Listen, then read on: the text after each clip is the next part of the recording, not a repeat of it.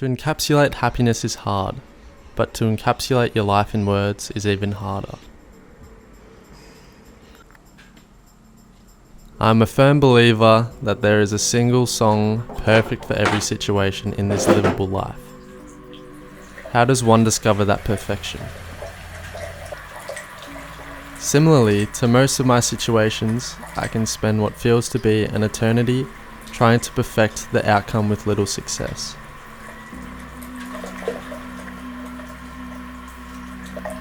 Every moment, every memory, every stroke, every laugh, every observation can be perfected with the right song to accompany it. Though it would differ based on the person, I hear you say. That's the amazing thing about human behaviour. Our emotions are interlacing, shareable, evolving. You feel, I feel. Yes, perhaps in a different way.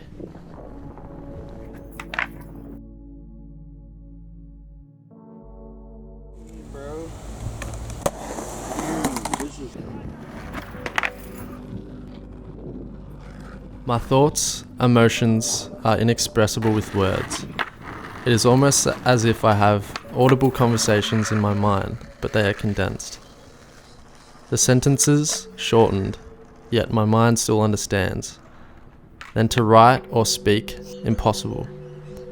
My days ending with a soliloquy, only to fall back internal to my own inner dialogue. My impermanence only further reveals itself to me daily, proving my fragility and the uselessness of everything I do. But I do it anyway.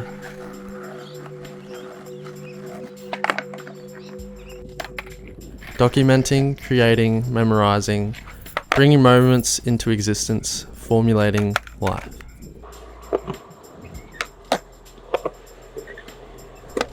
How will my life be different in a year? Sometimes it feels I'm always longing for more. Longing for the past or for more similar experiences in the future. It is a hurtful comprehension when you see things aren't going to be the same anymore, and you won't feel that satisfaction out of a game you couldn't peel yourself away from playing as a child. This feeling is a curse, but I'll take it over not feeling any kind of nostalgia from my childhood at all. You create your own memories as a young child, then as an adolescent. You miss them and keep missing them, until you can one day vicariously live them again through a young friend, siblings, or more likely a child. The cycle of nostalgia. What would I feel nostalgic for in 40 years?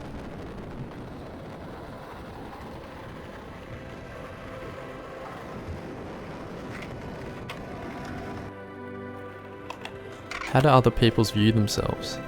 As points moving through life's schedule? Feels like time stands still while we live our lives.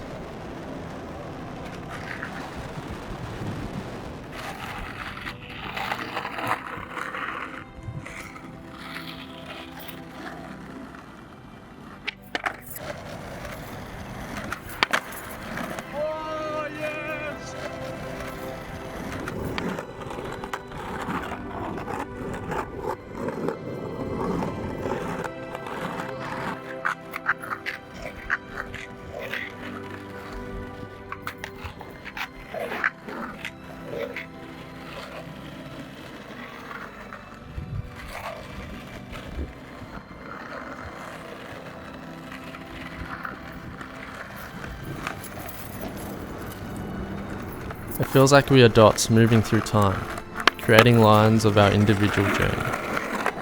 But maybe we are stationary. We are only a blip of time in the grand scheme of things, existing only for a moment, creating an almost non-existent line with our journey of life. We are stationary, living our life, as time actually passes through us.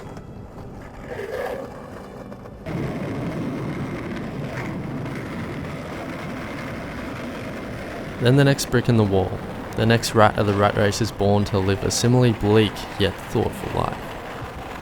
A lifetime of existence is an endless number of memories, achievements, firsts and lasts. Yet time continues on after we die, despite when we die, because we die.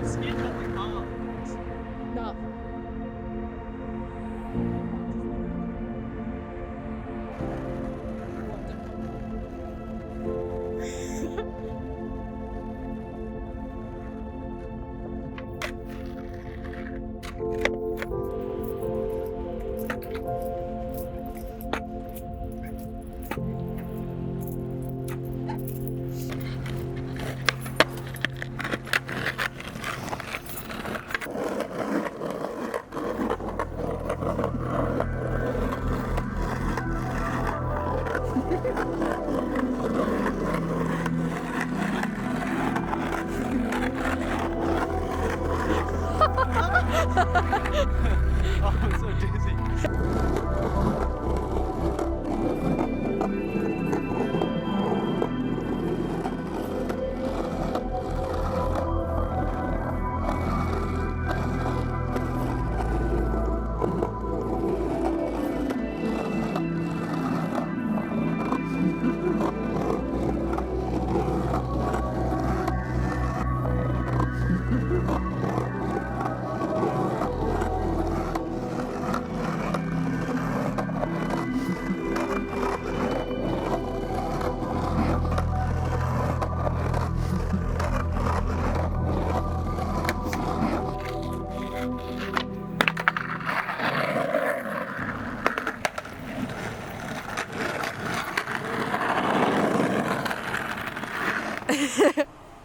Sometimes when I get stuck inside my own mind, I can't rid the feeling that no one has articulated themselves in a way that resonates with me on a cellular level. Everyone experiences things differently. I sit with someone listening to the song for the first time, yet we hear it differently to one another. But still, the fact remains, you feel, I feel.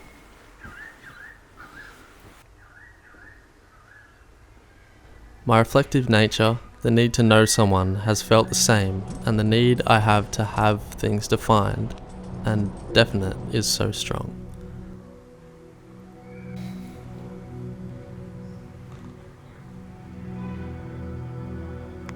I feel like the person in my head is different to the person I really am. The person people see me as is not who I view myself as. Decisions are a part of being human, yet it feels that with my heart heavy and on my sleeve. Making decisions is never an easy part of life. Perhaps as you grow older, you just get used to feeling regret or downhearted with decisions you make. Which is why from quite early on, I realised that doing things just for me was always going to benefit me more. Even if the pill tasted sour going down, or the words were bitter on the way out.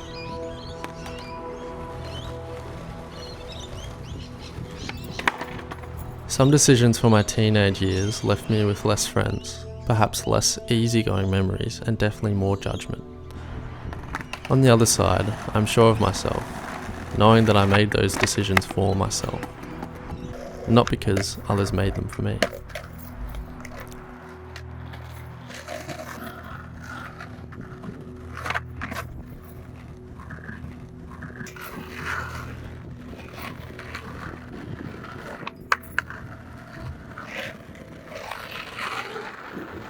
Who you are now is not who you will be. It feels so strange knowing that I feel so myself right now. The time I spend as an adolescent and young adult is only a small portion of my life. Probably a bit over 15%. So when I hear people say that being young is the best time of their lives, I'm skeptical. Then again, perhaps these young youthful years feel so good for the exact reason, because they are limited in your life. Regardless of loving almost every moment of this insanely ridiculous life, I have a feeling that the best years are just around the corner.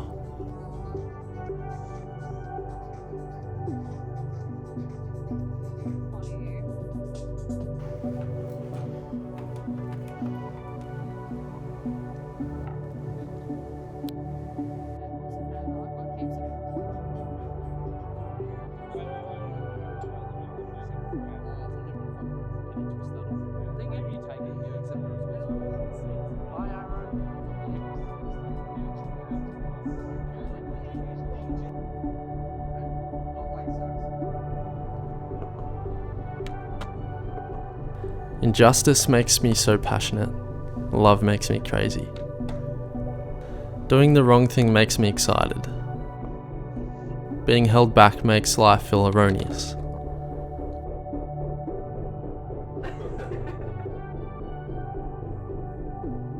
Am I crazy and everyone is normal? Or am I normal and everyone else is crazy?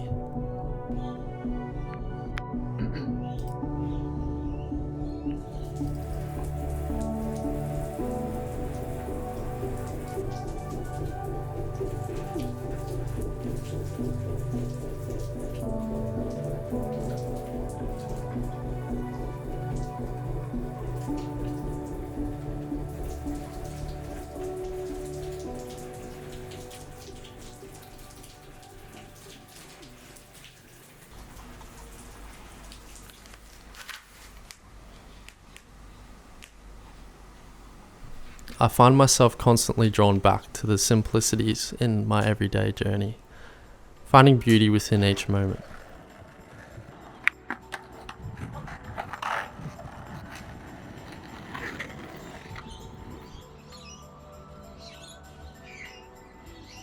The crop created through the viewfinder of a camera is how I see my world, cropped and ready to be captured, each thing having its own distinct essence.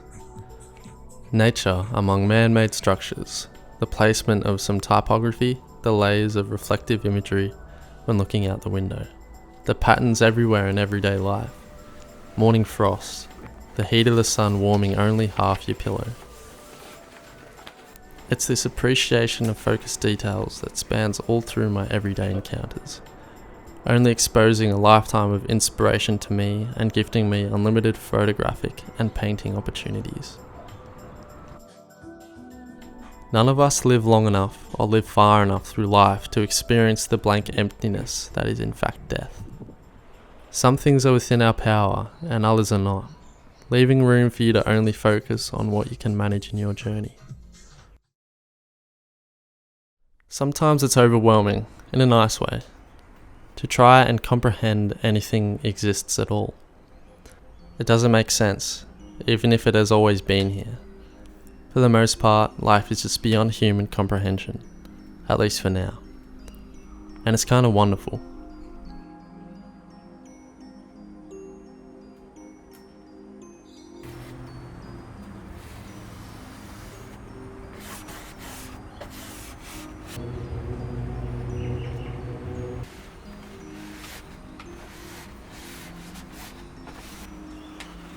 Falling back into that feeling of devastating engulfment by the things we can't understand is arguably easier than accepting it positively.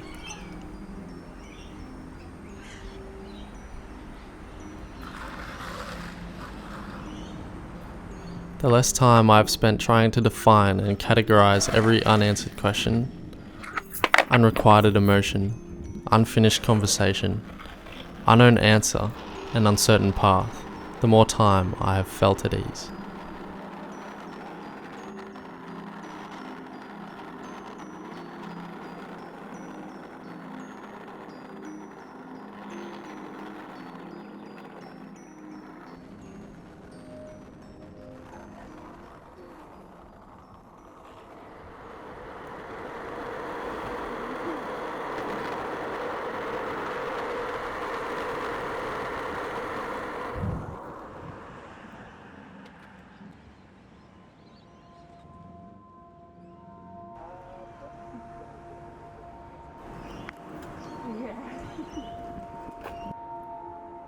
My life is made up of symbols, and I've created a personalised alphabet of lettering signs and codes that are connected to moments. I speak the language of my own memories. The colour red from my first festival, silver confetti at a rock concert, a clock ticking from a visit to a gallery, a long staircase for a night out in the city, blue jeans to remind you of a skate park, repetition to depict the days that become your life. These are signs, symbolic of moments in my life, and I don't remember the whole memory, but rather the token of that day. If my life was to be painted in this way, in this language, what would it look like? It would be a random assortment of cherished moments in the formation of insanely complex things called life.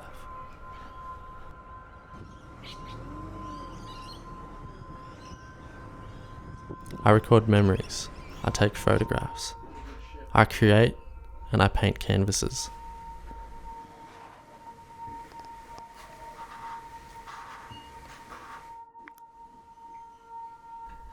The act of recording is in itself remixing.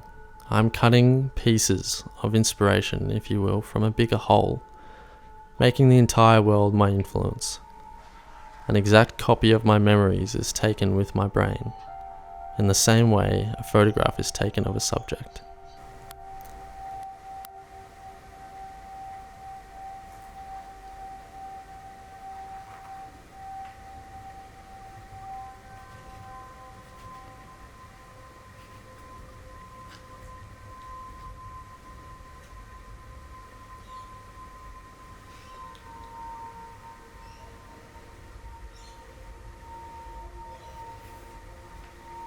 I capture the real world as a form of copying through holding memories, documenting places, and painting my thoughts. I take a piece of the world by making a copy of a moment in time.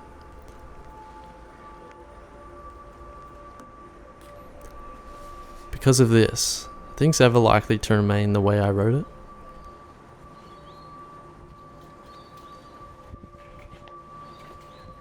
Exchanges in our lives, like listening to or finding a new song, allows me to mark a point in my life. As small as driving to work, to as big as winning the lottery. I revisit this song, thus creating a modular loop and reference point that I loop and revisit.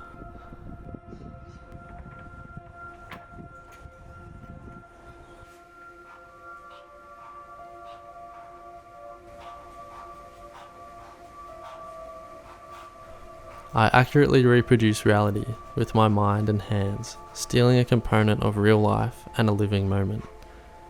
I create records of my own mortality. The photos I capture take on their own life. The real lived experience is different to the photo. The photo is its own document and is symbolic of remembering. But does it actually plug you into the real moment of remembering?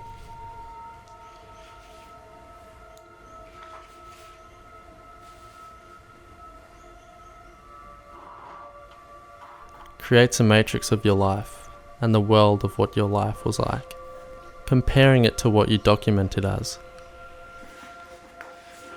A simulation that claims to be a document of who you are is created, all from my remix photograph of reality.